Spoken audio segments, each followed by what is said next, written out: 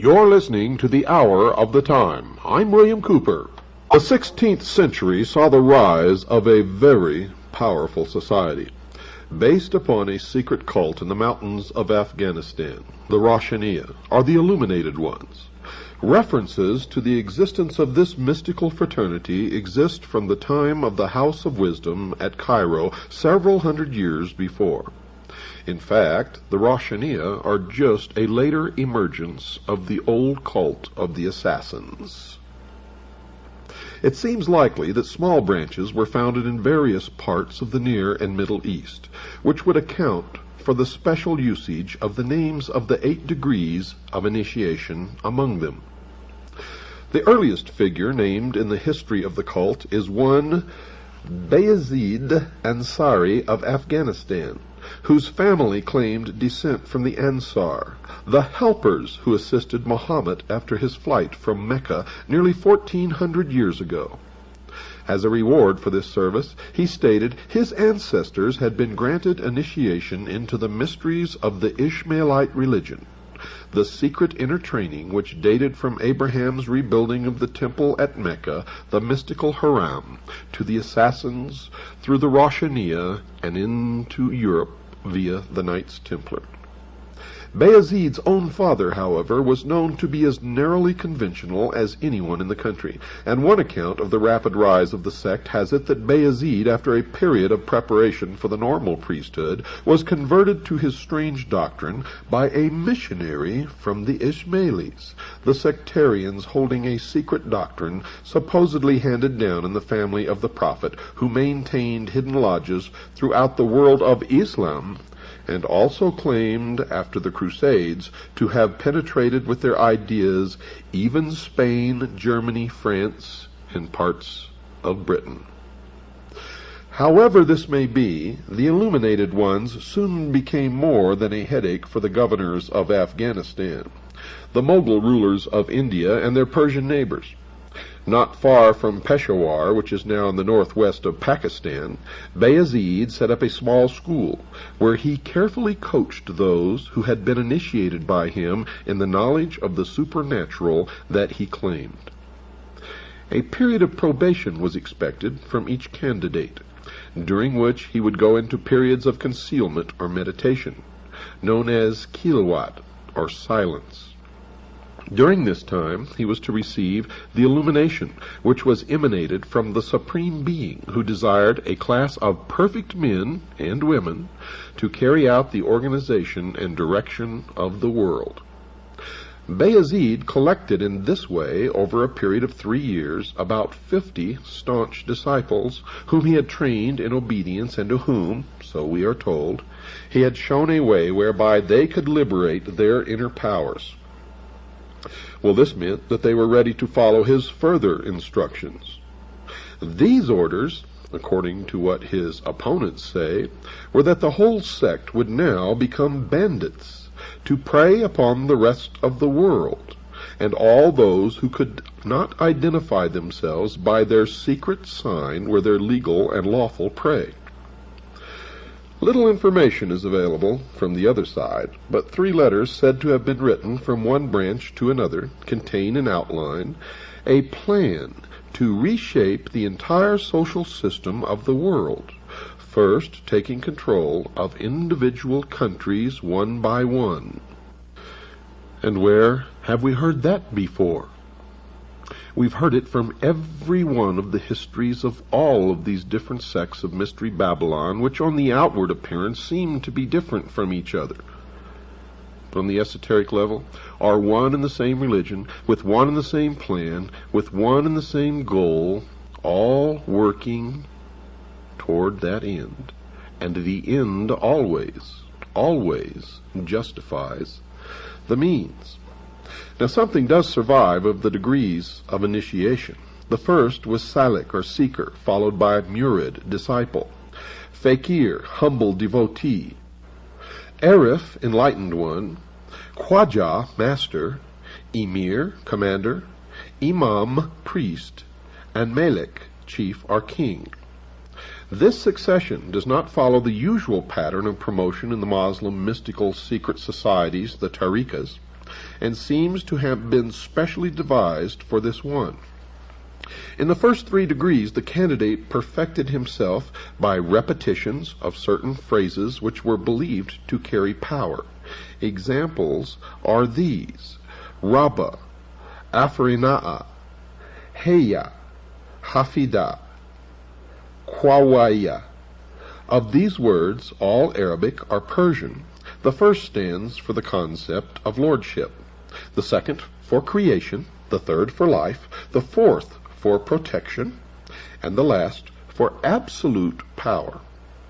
If they were repeated with deep meditation upon various forms of their manifestations in human life, it was believed the appropriate power would come into the devotee.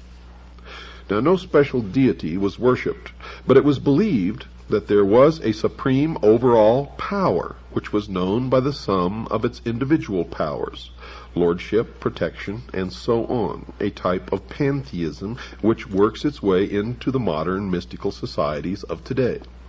And that when one had meditated upon them all, and they had become the property of the invocant, he would thenceforward be a man of complete power. Now, folks, this kind of idea underlies a good deal of religious and magical thinking in many faiths, though it is seldom put in as concise a manner. The enlightened one of the 4th degree was he who could attain, during the rituals, complete identification with this overall power, and was guided by it in all that he did. It was said that he could communicate directly with the unknown or hidden supervisors. Now this meant that, apart from the guidance of the chief, he was free to suit his own pleasure in life. No theological or social bonds limited him. It is at this stage, said the illuminated, that the Arif could perform acts of wonder and magic, influence the physical world, and know the secrets of others. He attained this degree through the acceptance of him by the master, to whom he had confided his dreams and mystical ecstasies. The master alone really knew whether these were true or false experiences, and promoted him accordingly. Some people proceeded to the higher degrees without going through all the lower ones, because they were helped by the spirits of former illuminates who had died. The master, emir, imam, and malik degrees were reserved for the very highest men and women initiates. After the 5th degree, the segregation of the sexes in rituals was no longer practiced.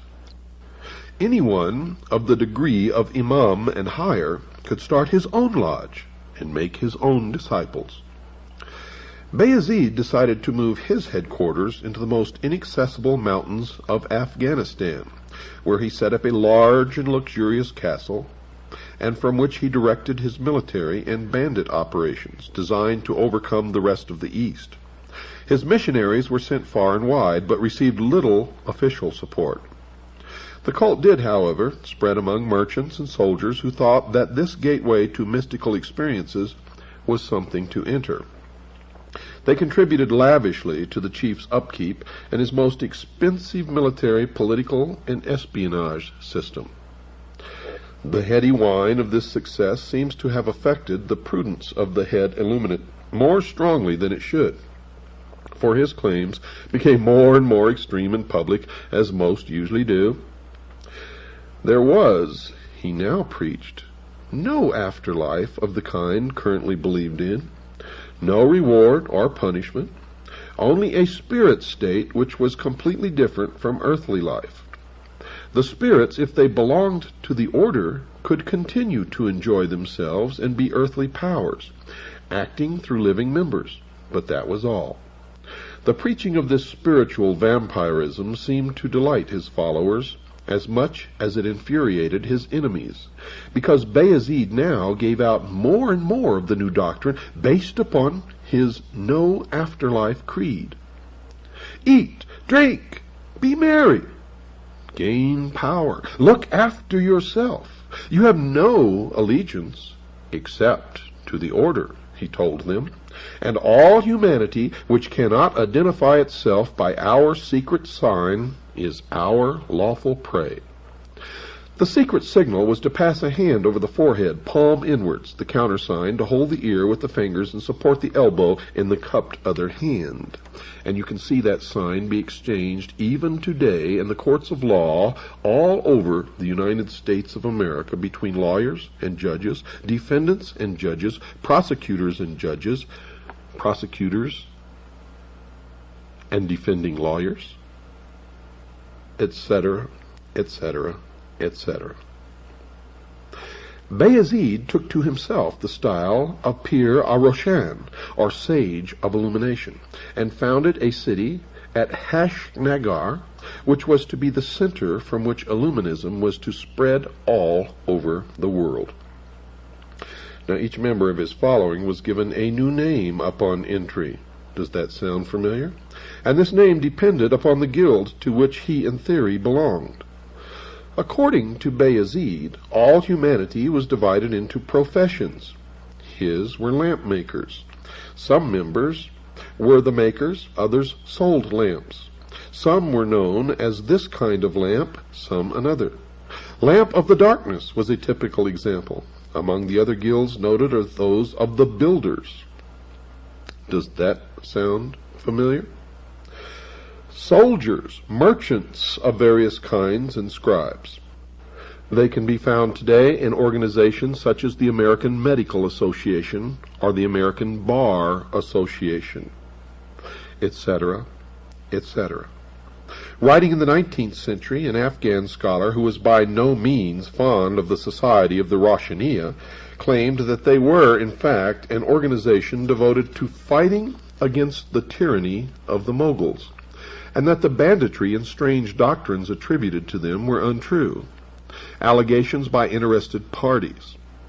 He based this upon 2 manuscript copies of the objectives of the order, which seem to have stated that it was dedicated to influencing people of importance throughout the East and West towards greater justice and self-training into the immense capacities of the human mind, whereby wonders can be caused, and through which the harmony of the world will be established. Now, these ideas are taken from those enshrined in our ancient literature and practices, as well as those of the Persians, many of whom followed the true illuminated path before the new message was revealed, they stated.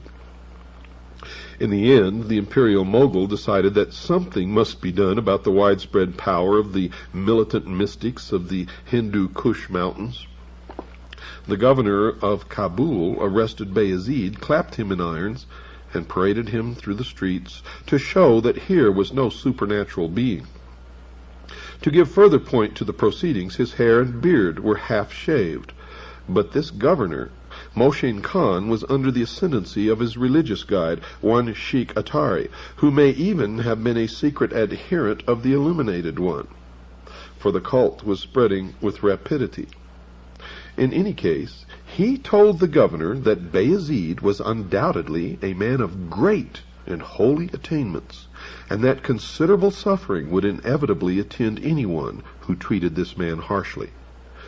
Bayezid was allowed to escape. The indignities to which he had been subjected kindled his illuminism still higher. Calling his numerous companions, he retired to tribal Tehra, where he set up a military and court atmosphere which is still remembered for its glamour, fervor, and mystery. India and Persia were to be overcome by force of arms, he announced. To that end, many more were to be enrolled into the ranks of the illuminated. Enthusiastic scenes throughout Afghanistan resulted from the proclamation, which was carried far and wide to the accompaniment of kettle drums and wild sword dances. And when he was ready, Bayezid, attended by his halqa, or circle of dervishes, led the campaign into the lush land of India. Intercepted by the Moshin Khan, whom he had earlier escaped, he was wounded, put to flight, and he eventually died as a result of this encounter. His son, Omar Ansari, proclaimed himself leader, and immediately ordered an attack upon the Pathan tribe of the Yusufzai, who had allied themselves with the Mughal. He was killed by the hillman, and his own son, quote, the servant of the one, unquote, took over the leadership. And by the middle of the 17th century, this youth had been killed defending his castle against a Mughal expeditionary force. His infant son escaped with some of his followers into Afghanistan proper, where the cult was restarted. The descendants of this Abdul Qidar, servant of the powerful, continued to rule the fanatics and to send their teachers far and wide. The creed eventually split into two divisions, the military and the religious. And nowadays it is only the followers of the latter who survive, still a secret cult which might, given the right conditions, have touched off a movement as important as that of the assassins. Now, 40 years after the last religio-military leader of the Afghan illuminated ones died, a society of the same name, the Illuminati, came into being in Germany, formed, it is said, by Adam Weishaupt. The young Jesuit priest, a professor of canon law at the Jesuit Ingolstadt University. Coincidences of date and beliefs connect these Bavarian Illuminati with the Afghan ones, and also with the other cults which called themselves illuminated. In actual fact, they are all the same. The beginning of the 17th century saw the foundation of the illuminated ones of Spain, the Alumbrados, condemned in an edict of the Grand Inquisition in 1623, out of which the condemned Ignatius Loyola emerged as a man immune to prosecution, arrest, or accusation from any king, prince, or prelate, as the head of one of the most powerful secret societies ever organized, the Society of Jesus, now known as the Jesuits. Ignatius Loyola had been the leader of the Alumbrados in Spain, and it was his sect, the illuminated ones, or the Alumbrados, which became the Society of Jesus. In 1654, the illuminated Guernets came into public notice in France. Now, documents still extant show several points of resemblance between the German and Central Asian Illuminists, points which are hard to account for on the grounds of pure coincidence, and yet which still might, one supposes, be nothing more than that. The Prophet Muhammad, for example, is claimed as an initiate by the Western Illuminati. Their calendar is the very same which survived in current usage in the former Iranian territories among the Afghans of the time. New Year's Day with them was the same day as the Persian and Afghan Newroz festival. Further, the degrees of initiation, although seemingly artificial ones, coupled with some of the degrees of Freemasonry, were also 8. And there are parallels in the naming of the individual degrees. Like the Roshaniya, the Illuminati stated that they had the objective of gaining important converts for the purpose of improving the state of the world. A comparison of the degrees shows the similarity. In the Roshaniya, the seeker, and in the Illuminati, the apprentice. In the Roshaniya, the disciple; in the Illuminati, the fellow craft.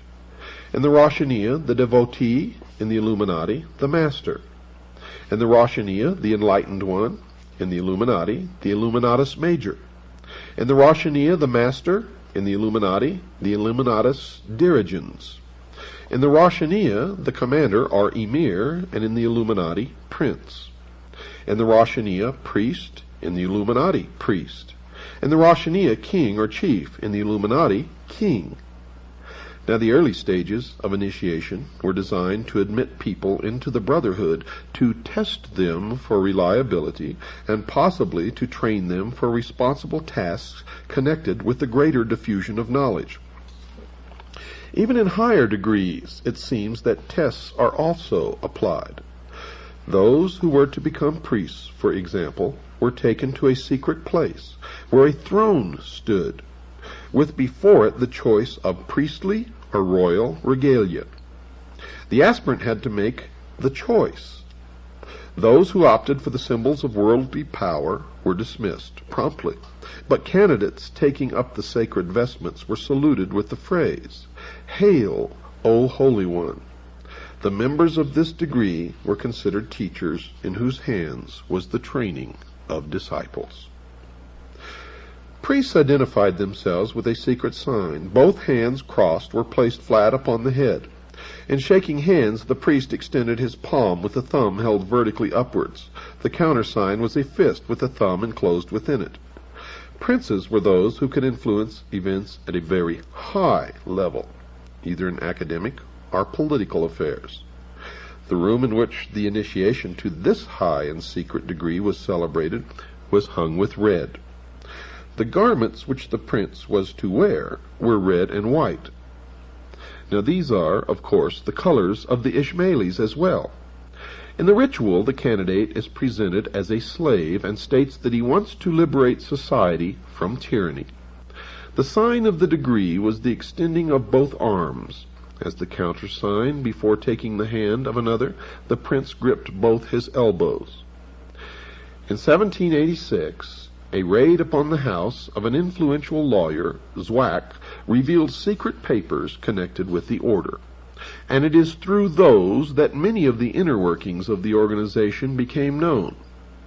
Men were to be influenced through their women folk, and a large-scale plan for initiating women members was at an advanced stage of development. It has been widely claimed and touted that many of the charges which were made against the German Illuminati were false, and that the possession of instructions, for instance, on forging seals, was due to the fact that the lawyer Zwack had a collection devoted to that subject, as a matter of legal interest to him. It is also said that the project of enrolling women and young girls had in actual fact been taken from the aims of a very different society, the Mopses. While this matter still remains open, however, one may as well examine some of the documents which are stated to have belonged to the society. Zwack had written in his own hand a document describing the manufacture of a strong box which would blow up if it were tampered with. He also had a collection of impressions of the seals of several hundred important persons, and the already mentioned data on how to forge or substitute them. These, he stated in a letter of protest, were a part of the exhibits of his criminological collection. The famous memorandum detailing the plan to win over women to the cause comes from papers seized at the home of Baron Bassus, one of the members. The document states that women are the best means of influencing men. They should be enrolled, and into their minds put a hope that they might themselves in time be released from the tyranny of public opinion. Another letter asks how young women can be influenced, since their mothers would not consent to their being placed under the Illuminati for instruction. 5 women were suggested by one member as a start. They were 4 stepdaughters of one of the Illuminati, who were to be placed in the care of the wife of yet another illuminated one. They, in their turn, would enlarge the society through their friends. It was further mentioned that women are not considered to be really suitable for such an undertaking, because they are, quote, fickle and impatient, unquote. But the order was most sorely hit by the fact that something quite discreditable to the character of the founder was discovered, and it was thought that he might be trying to use the organization for personal reasons. Now, the establishment version goes something like this. Weishaupt, upon the suppression of the order, refused a pension which he was offered after he had been dismissed from his professorial chair. He attributed his downfall to the machinations of the Jesuits, whom he hated, and who had opposed him, as he was not of their number, whereas they considered the university post which he held to be a long-standing prerogative of their own. And nothing could be farther from the truth, for Adam Weishaupt was himself a Jesuit priest, holding a professorial chair at a Jesuit university. Now he and Zwack were both banished, and little is heard of them thereafter, although there are rumors that they carried on the society respectively in Saxe-Coburg in the Netherlands. Another incident that you will not hear in establishment accounts is the story of the messenger riding from one Bavarian Illuminati lodge to another, who was literally struck by lightning, divine intervention if you will, struck dead from his horse, in his pouch carrying the papers of a secret plan to take over individual nations and ultimately the world, were put into the hands of the Bavarian government. And many of the portions of these papers are almost word for word what later became known as the protocols of the wise men. Illuminism had spread to France, however, some years before its suppression in Germany. Influential personages were members, many drawn from the ranks of the important Freemasons of Paris. As in the case of the German branch, it was soon alleged that they pursued terrible aims and practiced frightful orgies. An extract from a French book of the 1790s, La Secte des Illuminés, will give a fair idea of this. The huge chateau of Ermenonville near Paris was one of the chief lodges of the illuminated. It belonged to the Marquis of Girardin, who protected Rousseau and later gave him a tomb on his estate. Saint Germain, the notable impostor, presided over it. He claimed to be 1,000 years old and to be able to make gold. He was said to be immortal, but strangely died in 1784. And even today, some Looney Tune wackos claim that they converse with Saint Germain, who's still alive, walking around in a modern-day suit and tie. Well, on the day of his initiation at the chateau of Ermenonville, the candidate was conducted through a long, dark passage into an immense hall draped with black. There were faint lamps set around the room. There were men dressed as corpses in shrouds.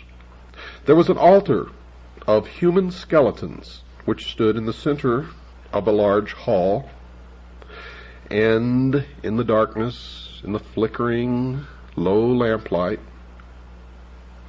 the priest conducting the initiation resembled ghostly forms moving through the hall, and everywhere there was the stench of some terrible odor. Two men dressed as specters always appeared and tied a pink band or ribbon which was smeared with blood around the forehead of the candidate. Upon this was an image of the Lady of Loretto. Does this sound familiar, ladies and gentlemen? A crucifix was placed in his hand and an amulet hung around his neck. He was asked to remove his clothes, and if he showed any hesitancy, his clothes were removed for him and laid upon a funeral pyre. Crosses of blood were smeared upon his body, and then his genitalia were tied with a ribbon or with string. Then frightening figures, covered with blood and mumbling strange incantations, approached and threw themselves down in prayer. After a long period of time, weeping, crying, wailing broke out as if a herd, a plethora of mourners were bereaved upon the death of their closest and deepest love. The funeral pyre burned brighter and brighter. All of the clothes of the initiate were consumed. And from behind or near this fire, one of the priests emerged almost as if he had taken form from the smoke of the pyre itself. And the 5 figures went into convulsions, and loud wailing and screaming took place. And then came the voice of someone concealed behind a curtain. These oaths which the candidate had to repeat. Quote, "In the name of the crucified one, I swear to sever all bonds which unite me with mother, brothers, sisters, wife, relatives, friends, mistress, kings, superiors, benefactors, or any other man to whom I have promised faith, service, or obedience." Quote, "I name the place in which I was born. Henceforth I live in another dimension, which I will not reach until I have renounced the evil globe which has been cursed by heaven. From now onwards I shall reveal to my new chief all that I have heard or found out, and I shall also seek out and observe things which might otherwise have escaped me. I honor the aqua tofana. It is a quick and essential medium of removing from the earth, through death or robbing them of their wits, of those who oppose truth and those who try to take it from our hands. I shall avoid Spain, Naples, and all other accursed lands, and I shall avoid the temptation to betray what I have now heard. Lightning will not strike as rapidly as the dagger, which will reach me wherever I may be, should I betray my initiation." Unquote. Then a 7-branched candelabrum bearing 7 black candles was placed before the candidate, and a large bowl containing human blood. The candidate washed himself in the blood and drank a quantity of it. The string around his genitalia was removed, and then he was carried to a bath to undergo complete ablution. After this, he was given a meal composed of root vegetables. Now, folks, while it is possible that such ceremonies as this have actually taken place, and we know that they have, because it is the exact ceremony that George Bush underwent in the crypt, or what is known as the tomb, the skull and bones, at Yale University.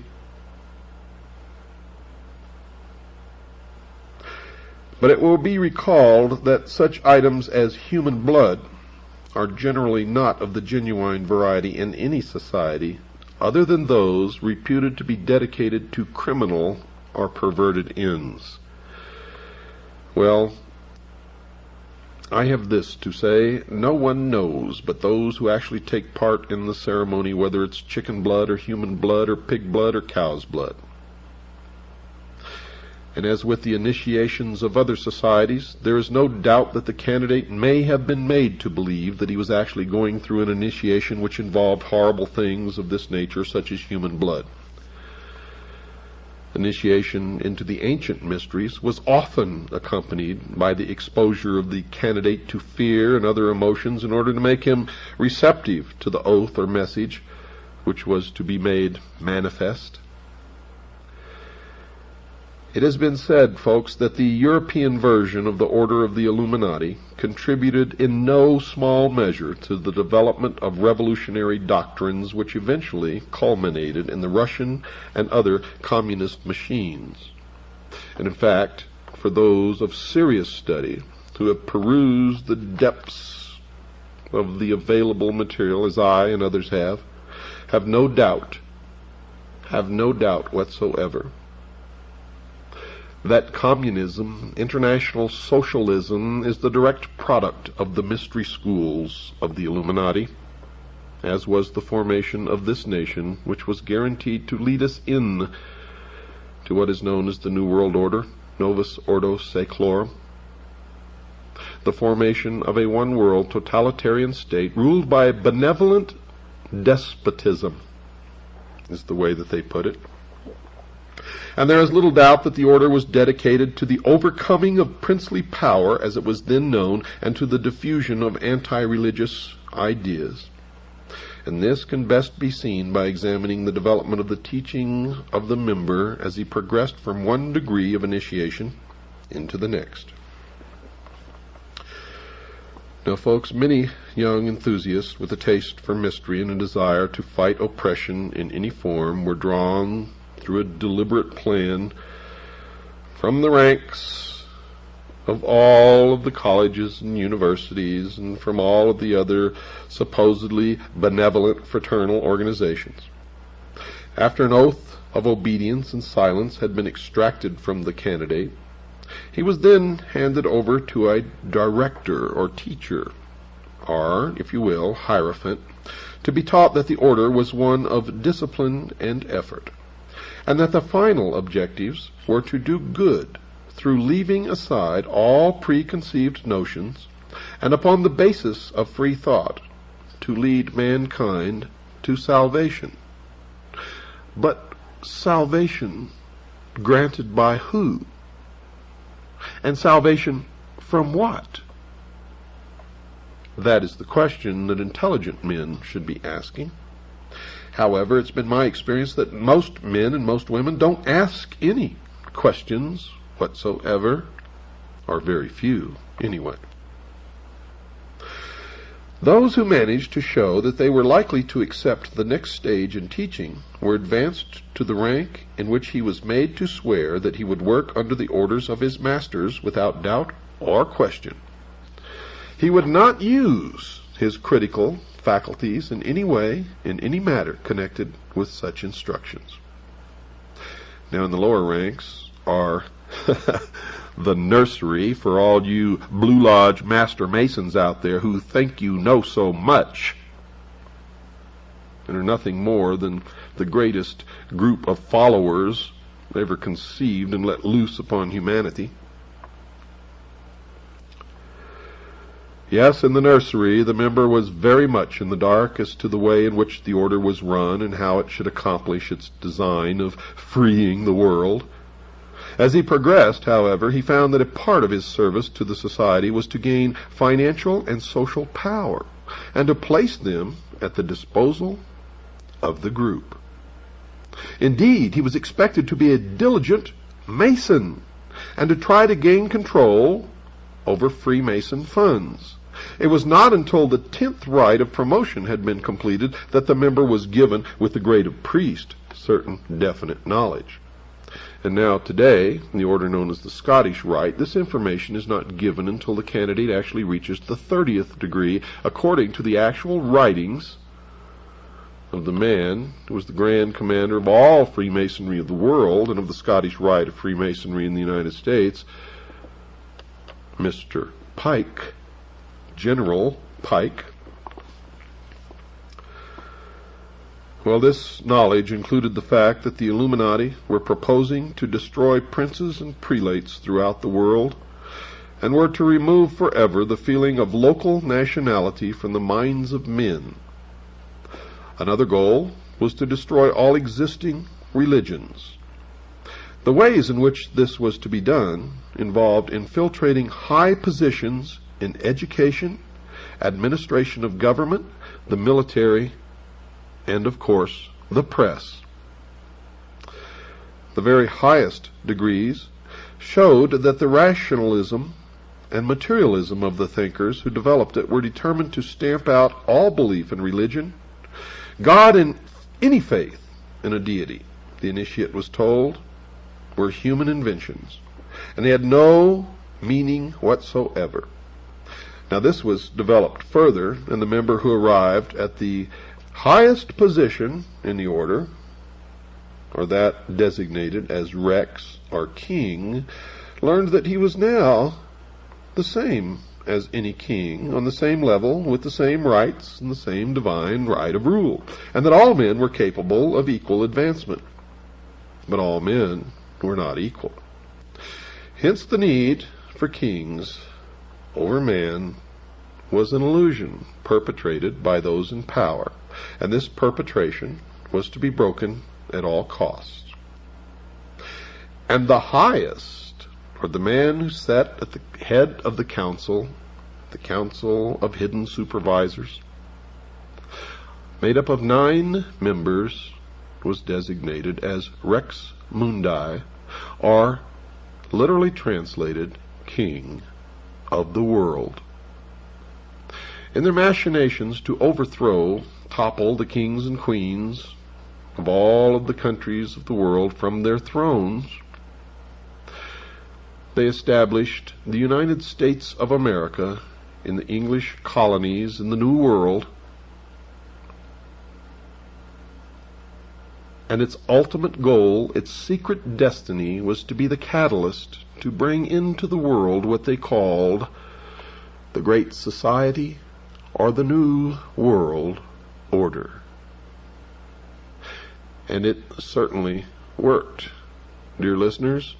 As you can look back through history, the granting of the common man of liberty, fraternity, equality, freedom that he had never tasted or known before in history, lit the spark that then ignited the French Revolution, of course, with the leadership and the manipulation of the people of the Illuminati, the lodges of Freemasonry, the Ancient Order of the Rose and Cross, and others.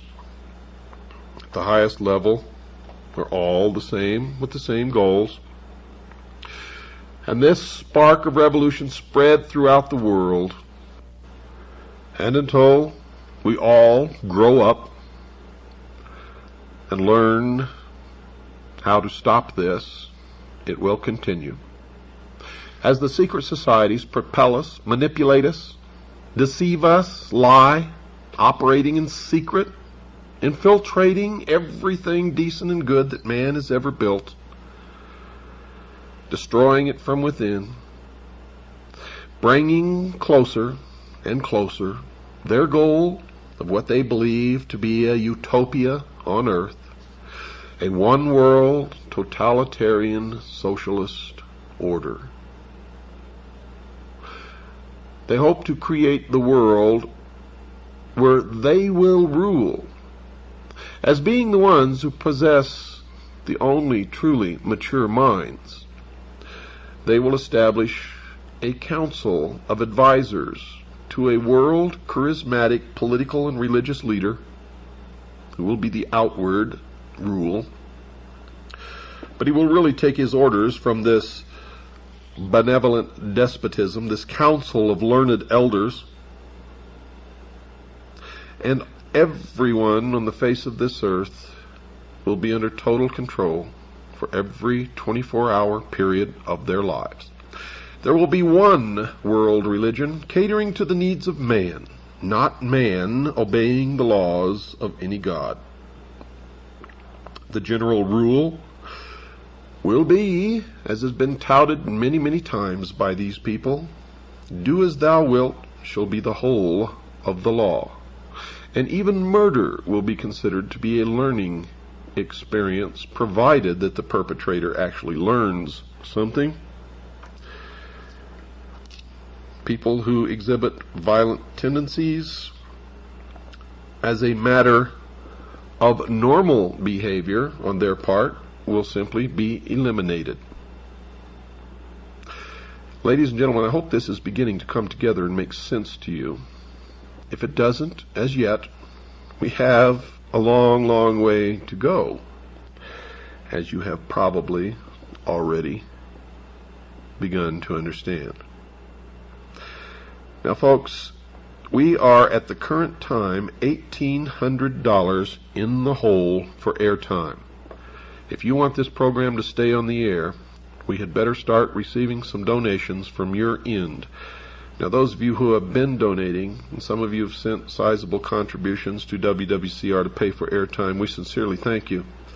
But all those of you who have been sitting out there doing nothing, contributing nothing, and absorbing the years and years of work from me and all of the members of CAGI who bring together this wealth of information so that you can receive it. It's time that you put up your fair share.